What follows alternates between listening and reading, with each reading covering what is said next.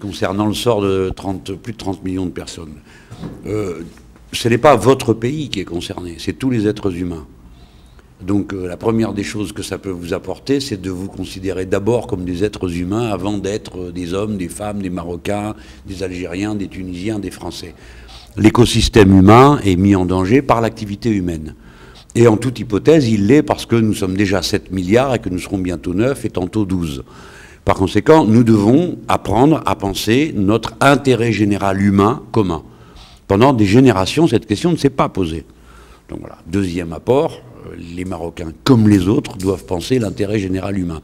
Et puis après, les Marocains ont en commun avec les autres peuples qui entourent la mer Méditerranée un milieu écologiquement sensible, dont nous sommes directement dépendants, puisque la population marocaine, comme la population française et celle d'autres pays, vit pour l'essentiel sur le littoral. Souvent, les gens ne se rendent pas compte de ça. Mais par exemple, je vais vous apprendre que 50% de la population française vit à moins de 100 km de la mer. Hein, c'est un fait que les Français eux-mêmes ne savent pas. Et vous, les Marocains, vous êtes encore plus sur le littoral du fait de la part du désert qui occupe votre territoire.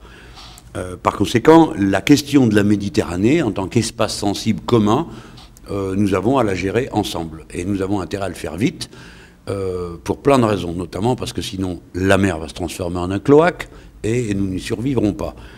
Deuxièmement, parce que notre contribution au dérèglement climatique, à mesure que le Maroc lui-même se développe, à des activités industrielles et productives, vous confronte aux mêmes questions que tout le reste de l'humanité, c'est-à-dire nous devons faire bifurquer, nous devons changer les process de production, la manière de consommer, les matériaux qui sont utilisés, de manière à ne plus faire des prédations sur la planète telle qu'elle n'est plus en état de reconstituer les ressources que nous lui prenons. Voilà, c'est ce qu'on appelle la règle verte. Vous voyez, en quelques mots, j'ai essayé de situer l'enjeu. Mais, encore une fois, l'écosocialisme est un humanisme abouti.